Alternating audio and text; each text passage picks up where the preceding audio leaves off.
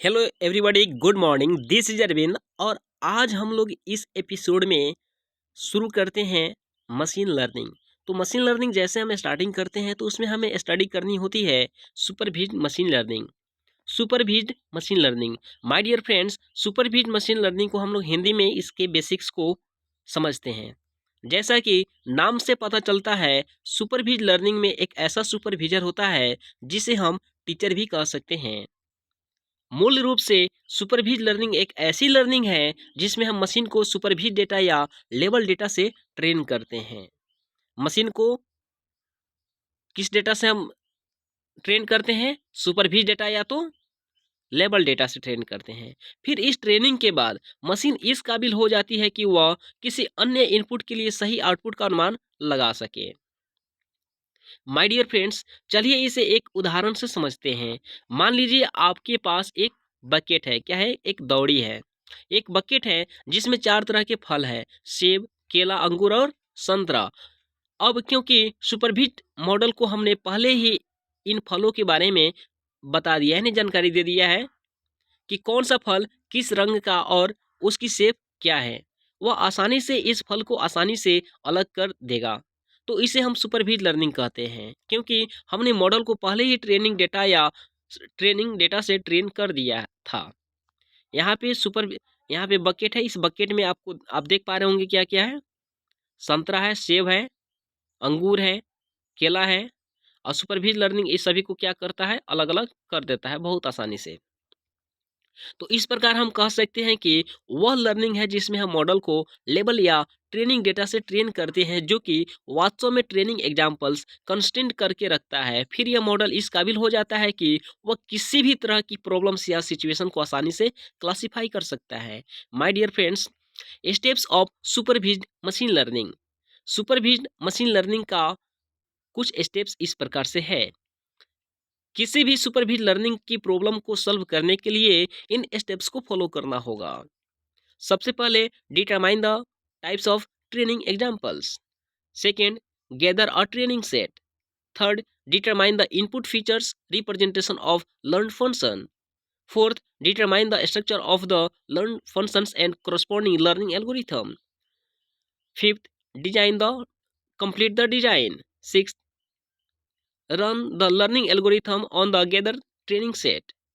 Seventh, and evaluate accuracy of the learned function.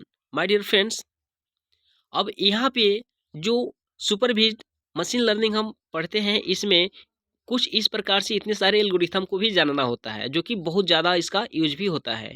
तो सबसे ज़्यादा यूज होने वाला कुछ एल्गोरिथम इस प्रकार से है। जैसे आप देख पा रहे होंगे, SVM, that means support vector machines, linear regression, logistic regression, nav-based linear discriminant analysis, decision tree, KNN, that means k nearest neighbor algorithm, और multi-layer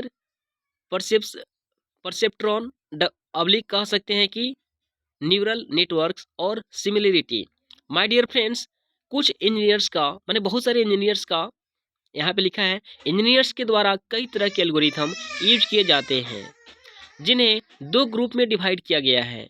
इन एल्गोरिथम को ही सुपरवाइज्ड लर्निंग की मेथड्स कहते हैं। यहाँ पे हमने क्या देखा?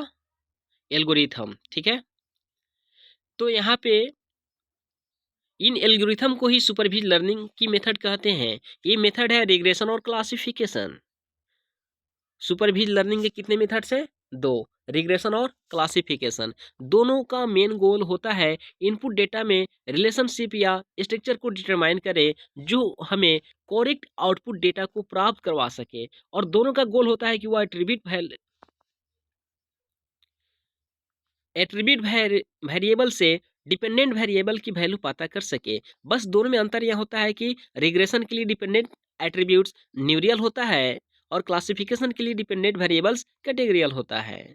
माय डियर फ्रेंड्स, यहाँ पे दो कीवर्ड सुने, न्यूमेरियल और कैटेगोरियल। अब यहाँ पे देखिए, जो ये दोनों मेथड्स है सुपरवाइज्ड लर्निंग का, रिग्रेशन और क्लासिफिकेशन। रिग्रेशन और क्लासिफिकेशन में जो डिफरेंस है, वह डिफरेंस ये है कि रिग्रेशन के लिए डिपेंडेंस एट्रीब्यूट्स क्या होता है, न्यूमेरियल होता है, और क्लासिफिकेशन के लिए डिपेंडेंट वेरिएबल क्या होता है, तो कैटेगरियल होता है। इस चीज को समझ गए होंगे, मैं उम्मीद करता हूँ। अब तो यहाँ पे एक सवाल आता है कि हमें कौन सी मेथड का यूज करना चाहिए, क्लासिफिकेशन या रिग्रेशन। अब यहाँ पे देखते हैं सबसे पहले क्लासिफिकेशन। क्लासिफिकेशन इसमें आउटपुट वेरिएबल को लेबल्स या कैटेगरी कहा जाता है। आउटपुट वेरिएबल्स को क्या कहा जाता है, लेबल्स या कैटेगरी, क्योंकि इसमें आउटपुट कैटेगरियल रूप में होता है। मतलब इसमें आउटपुट दो या दो से ज्यादा कैटेगरी में डिवाइडेड हो जाता है। जैसे कि किसी ईमेल के दो तरह की कैटेगरीज किया जा सकता है, स्पैम और नॉट स्पैम। किसी एज ग्रुप को 3 भागों में बांटा जा सकता है, बच्चा हो सकता है, जवान हो सकता है, या तो बूढ़े हो सकते हैं। तो किसी भी एज ग्रुप को 3 कैटेगरी में डिवाइड किया जा सकता है। किसी भी ईमेल्स को 2 कैटेगरी में डिवाइड किया जा सकता है, स्पैम और नॉट स्पैम। अब यहाँ पे क्लासिफिकेशन में हम लोग जाने हैं कि क्लासिफिकेशन का जो वेरिएबल्स होता है लेबल्स और कैटेगरी में डिवाइड किया में कहा जाता है, और वह जो है कैटेगरियल रूप में होता है, इसीलिए। ठीक है, तो जब हमें किसी ऐसी प्रॉब्लम्स को सॉल्व करना होता है जहां हमें कैटेगरीज या लेवल बनाने पड़ते हैं, तो हम उसे क्लासिफिकेशन एल्गोरिथम का उपयोग करते हैं। क्लासिफिकेशन में डिस्क्रीट या रियल वैल्यूड इनपुट वेरिएबल हो सकते हैं। अब यहाँ पे देखते हैं कि क्लासिफिकेशन प्रॉब्लम्स को 2 प्रकार से बताया जा सकता है, सिंगल क्लास क्लासिफिकेशन और दूसरा मल्टी क्लास क्लासिफिकेशन। अब यहाँ पे देखते हैं रिग्रेशन। रिग्रेशन क्या है, सुपरवाइज्ड मशीन लर्निंग का दूसरा मेथड है। ठीक है, तो सुपरवाइज्ड मशीन लर्निंग का दूसरा जो मेथड है वह है रिग्रेशन। रिग्रेशन में क्या होता है, इसका जो आउटपुट वेरिएबल होता है वह कंटिन्यूअस वैल्यूज होते हैं, जैसे कि अमाउंट, वॉल्यूम या साइज। जैसे किसी मकान की कीमत 5 लाख से 10 लाख के बीच हो सकती है। रिग्रेशन कंटिन्यूअस क्वांटिटी को प्रिडिक्ट करने का टास्क है।